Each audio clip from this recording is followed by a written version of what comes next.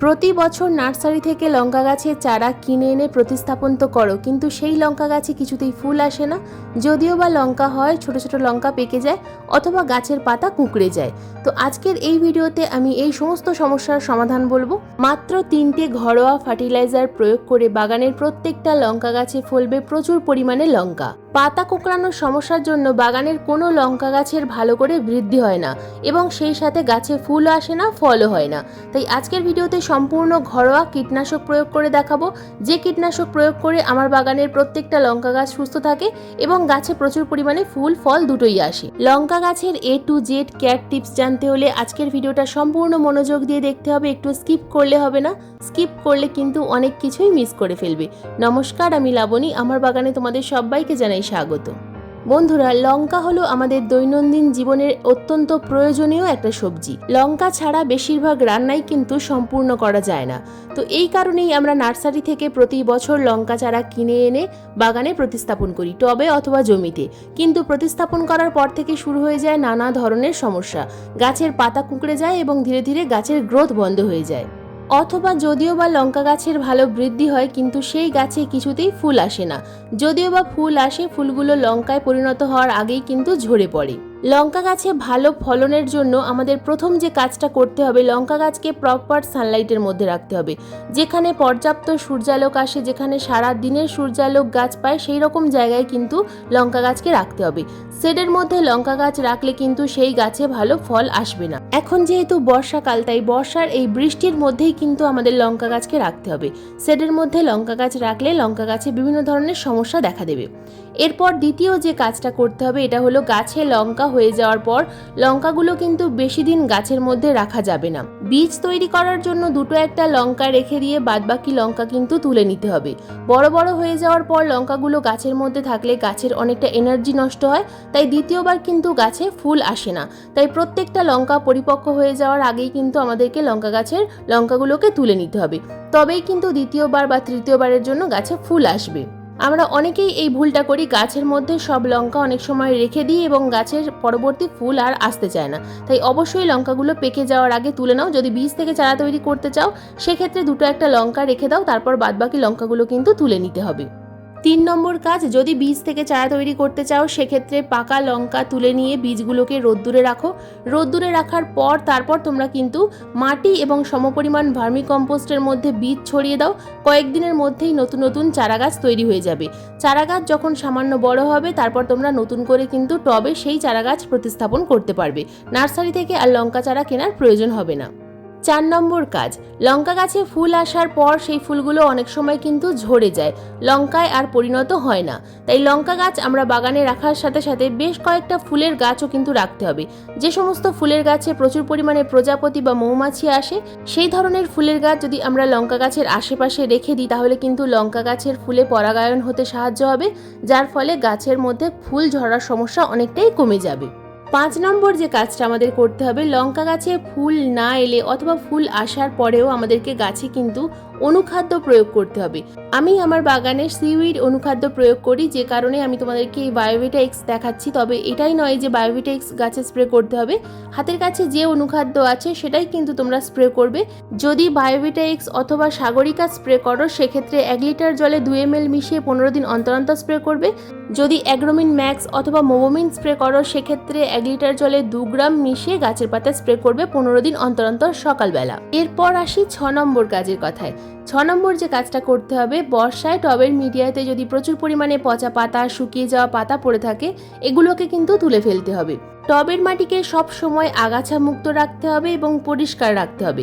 আগাছা মুক্ত এবং পরিষ্কার মুক্ত রাখলে টবের মিডিয়াতে ফাঙ্গাস অ্যাটাক হবে না, যার ফলে কিন্তু গাছ দীর্ঘদিন পর্যন্ত সুস্থ থাকবে। তাছাড়া টবের মিডিয়া যেন কখনোই শক্ত হয়ে জমাট বেঁধে না থাকে। টবের মিডিয়া প্রতি 15 দিন অন্তর অন্তর খুশে দেওয়ার চেষ্টা করবে। টবের মিডিয়া যদি খুশে দেওয়া হয়, তাহলে শিকড়ে আলো বাতাস পৌঁছায় এবং টবের মিডিয়াতে জল জমে না। বর্ষাকালে অতিরিক্ত বৃষ্টির ফলে টবের মিডিয়াতে যখন জল জমে, তাহলে কিন্তু লঙ্কা গাছের শিকড় পচে যায় এবং হঠাৎ করেই দেখা যায় যে বৃষ্টির পর লঙ্কা গাছ ঝিমিয়ে গেছে, গাছের পাতাগুলো হলুদ হয়ে ঝরে পড়ছে, ধীরে ধীরে সম্পূর্ণ গাছটা কিন্তু মারা যায়। টবের মিডিয়া খুব ভালোভাবে খুশে দেওয়ার পর কিনারা বরাবর একটা গ্যাপ তৈরি করতে হবে। এই কিনারা বরাবর আমাদেরকে কিন্তু খাবার প্রয়োগ করতে হবে। তো আজকের ভিডিওতে আমি যে 3টে ঘরোয়া খাবার দেখাবো, এই 3টে ঘরোয়া খাবার কিন্তু তোমরা এই আগস্টের শেষে অথবা সেপ্টেম্বরের শুরুতে অবশ্যই প্রয়োগ করো, খুব ভালো রেজাল্ট পাবে। বাগানের প্রত্যেকটা লঙ্কা গাছে এই খাবার প্রয়োগ করলে তোমরা দেখবে গাছে প্রচুর পরিমাণে কিন্তু ফুল আসবে। তো এখানে মোট 3 ধরনের খাবার আমি নিয়েছি। 3 ধরনের খাবারের মধ্যে প্রথম যে খাবারটা আমি নিয়েছি এটা হলো হলুদ গুঁড়ো। বন্ধুরা, টবের মিডিয়াতে বর্ষাকালে অবশ্যই ফাঙ্গিসাইড অথবা হলুদ গুঁড়োর প্রয়োগ করবে। আমি এখানে হলুদ গুঁড়ো 1 চামচ পরিমাণ নিয়েছি একটা 10 ইঞ্চি টবের জন্য। টবের সাইজ ছোট হলে হাফ চামচ পরিমাণ হলুদ গুঁড়ো নিতে হবে। এরপর সাদা রঙের যে গুঁড়োটা দেখলে এটা হলো চকের গুঁড়ো। বন্ধুরা, টবের মাটিতে কিন্তু ক্যালসিয়ামের অভাব হলে গাছের কুঁড়িগুলো হলুদ হয়ে ঝরে পড়বে, কখনোই কিন্তু লঙ্কা গাছের ফুল থেকে ফল সেট হবে না। তো এখানে আমি একটা চকের অর্ধেকটা গুঁড়ো করে নিলাম। এই একটা চকের অর্ধেক গুঁড়ো করে নিয়ে টবের মিডিয়াতে আমরা প্রয়োগ করব এবং তার সাথে নিয়েছি আমি 1 চামচ পরিমাণ সরিষার দানার গুঁড়ো। এই বর্ষাকালে সরিষার খোল আমি প্রয়োগ করছি না।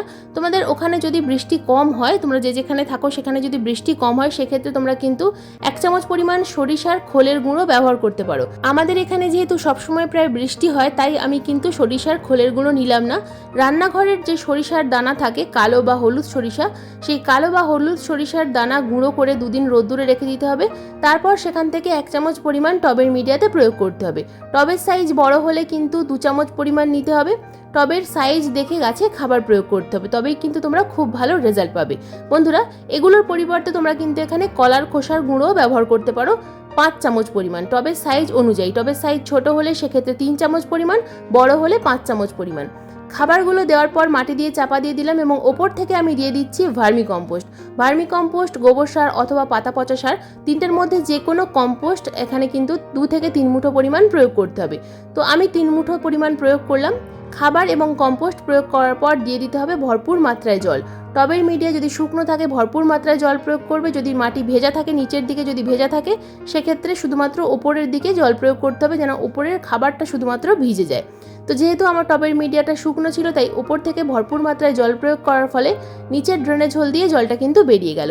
অর্থাৎ টবের যে ড্রেনেজ সিস্টেম এটা কিন্তু ঠিক আছে, তাই আমার বাগানে বর্ষায় কিন্তু লঙ্কা গাছে কোনো সমস্যা হয় না। বন্ধুরা, খাবার তো প্রয়োগ করা দেখালাম, কিন্তু এবার আসি পোকামাকড়ের কথায়। লঙ্কা গাছের বৃদ্ধি আটকে যায় পাতা কোঁকড়ানোর সমস্যার জন্য। আমার বাগানের লঙ্কা গাছের পাতা দেখলে তোমরা বুঝতেই পারবে কতটা সুন্দর, তবে কয়েকদিন আগে কিন্তু এমনটা ছিল না। বাগানের পাতাগুলো এরকম উল্টানো নৌকা বা সোজা নৌকার মতো হয়ে গিয়েছিল। তো এইরকম যদি খুব বেশি হয়ে যায়, তখন কিন্তু আমাদের বাগানের এই লঙ্কা গাছগুলোর হার্ড প্রুনিং করতে হবে, কারণ কীটনাশক দিলেও অনেক সময় ঠিক করা যায় না। তো দেখো, আমি কিন্তু কয়েকদিন আগেই আমার বাগানে টবের গাছে হার্ড প্রুনিং করেছিলাম এবং যার ফলে এর পরবর্তী যে পাতাগুলো আসছে সেগুলো কিন্তু অনেকটা সোজা সোজা হয়ে গেছে। কিন্তু যখনই এরকম সোজা সুন্দর পাতা দেখতে পাবে, তোমরা কিন্তু একটা ঘরোয়া কীটনাশক গাছে স্প্রে করবে। ঘরোয়া কীটনাশক যদি তোমরা লাগাতার স্প্রে করতে থাকো, তাহলে কিন্তু এই পাতা কোঁকড়ানোর সমস্যাটা আর হয় না। তো ঘরোয়া কীটনাশকের জন্য আমি যেটা তৈরি করেছিলাম সেটা হলো দইয়ের জল। তো এটা যদি তোমরা ডিটেলসে দেখতে চাও, তাহলে আমি আই বাটনের লিঙ্ক দিয়ে দিলাম, তোমরা অবশ্যই ভিডিওটা দেখে নাও, তবেই কিন্তু তোমরা ঠিকঠাকভাবে কীটনাশকটা তৈরি করতে পারবে। এর আগের ভিডিওতে আমি ডিটেলসে এই কীটনাশক তৈরি দেখিয়েছিলাম। তো এখানে বলে দিই যে অন্তত 2 থেকে 3 চামচ টক দই 1 লিটার জলে আমরা ভিজিয়ে রেখে দেবো অন্তত 7 থেকে 10 দিনের জন্য। একটা তামার পাত্রে ভেজাতে হবে। তামার পাত্রে ভেজালে তবেই কিন্তু এটা একটা কপার সালফেট বা কপার ল্যাকটেট কীটনাশক তৈরি হবে। তো এটাই কিন্তু আমাদের গাছে স্প্রে করতে হবে। ভালোভাবে ছেঁকে নিয়ে স্প্রেয়ার বটলের মধ্যে ভরে সেই টক দইয়ের জলটা গাছে স্প্রে করতে যদি পারো, তাহলে কিন্তু বাগানের কোনো গাছে আর তোমরা পাতা কোঁকড়ানোর সমস্যা দেখতে পাবে না। তার সাথে সাথে সাদা মাছি, পাউডারি মিলডিউ, ডাউনি মিলডিউ, জাপ পোকা, এগুলোও কিন্তু চলে যাবে। তো বাগানের যে কোনো গাছেই কিন্তু এই ঘরোয়া কীটনাশক তোমরা প্রয়োগ করতে পারবে 10 দিন অন্তর অন্তর, তাহলে খুব ভালো রেজাল্ট পাবে। বাগানের প্রত্যেকটা গাছ যেমন ভালো থাকবে, গাছে ফুল এলেও সেই ফুল থাকা অবস্থাতেই তোমরা স্প্রে করতে পারবে এই কীটনাশক। কোনো রকমভাবে ফুলের ক্ষতি হবে না, ফুলগুলো ঝরে পড়বে না, প্রত্যেকটা ফুল কিন্তু ফলে পরিণত হবে। তবে হ্যাঁ, আবারও বলছি, যেখানে তোমরা লঙ্কা গাছ বা লেবু গাছ রাখবে, সেখানে আশেপাশে কিন্তু অবশ্যই তোমরা যে গাছে প্রচুর পরিমাণে প্রজাপতি বা মৌমাছি আসে সেই ধরনের ফুলের গাছ রাখবে, যেমন গাঁদা, ল্যান্টেনা দত্তপ্রিয়া, এই সমস্ত যে সমস্ত গাছে প্রচুর পরিমাণে প্রজাপতি মৌমাছি আসে সেই সমস্ত গাছ কিন্তু এই লঙ্কা গাছ বা লেবু গাছের পাশাপাশি রাখবে। তাহলে দেখবে যে লঙ্কা গাছের ফুলগুলো একটাও আর ঝরে পড়ছে না, প্রত্যেকটা ফুল থেকে কিন্তু খুব সুন্দর ফল তৈরি হবে। যে কীটনাশকটা দেখালাম ওটা কিন্তু 10 দিন অন্তর অন্তর স্প্রে করতে হবে, আর যে ফার্টিলাইজারগুলো দেখালাম ওটা কিন্তু 15 দিন অন্তর অন্তর মাসে 2বার প্রয়োগ করতে হবে, তবেই কিন্তু ভালো রেজাল্ট পাবে। তো বন্ধুরা, এই ছিল আজকের আমার লঙ্কা গাছের পরিচর্যার ভিডিও। আজকের ভিডিওটা তোমাদের কেমন লাগলো অবশ্যই কিন্তু কমেন্ট করে জানাবে। ভিডিও ভালো লাগলে একটা লাইক করো, শেয়ার করো, হাইপ করো। চ্যানেলে যদি নতুন বন্ধু হয়ে থাকো তাহলে চ্যানেলটিকে সাবস্ক্রাইব করে পাশে বেল আইকনটা প্রেস করে দিও এরকম নিত্য নতুন বাগান সংক্রান্ত ভিডিও দেখার জন্য, কারণ এই ধরনের নিত্য নতুন বাগান সংক্রান্ত ভিডিও আমি প্রতিদিন ঠিক সন্ধ্যা 6টার সময় আপলোড করি। তো আজকের ভিডিওটা যদি তোমাদের কাজের বলে মনে হয় তাহলে তোমাদের সকল বন্ধুদের কাছে ভিডিওটা শেয়ার করারও অনুরোধ রইল। আশা করছি আজকের ভিডিওটা দেখে তোমাদের লঙ্কা গাছ নিয়ে যাবতীয় সমস্যার সমাধান হয়ে যাবে। তাছাড়া এর আগেও কিন্তু আমি লঙ্কা গাছের প্রতিস্থাপন নিয়ে ভিডিও দিয়েছিলাম, তো সেই ভিডিওর লিঙ্কও আমি কিন্তু আই বাটনে দিয়ে দেবো। আজকের ভিডিও সম্পূর্ণ দেখার জন্য তোমাদের সবাইকে জানাই অসংখ্য অসংখ্য ধন্যবাদ।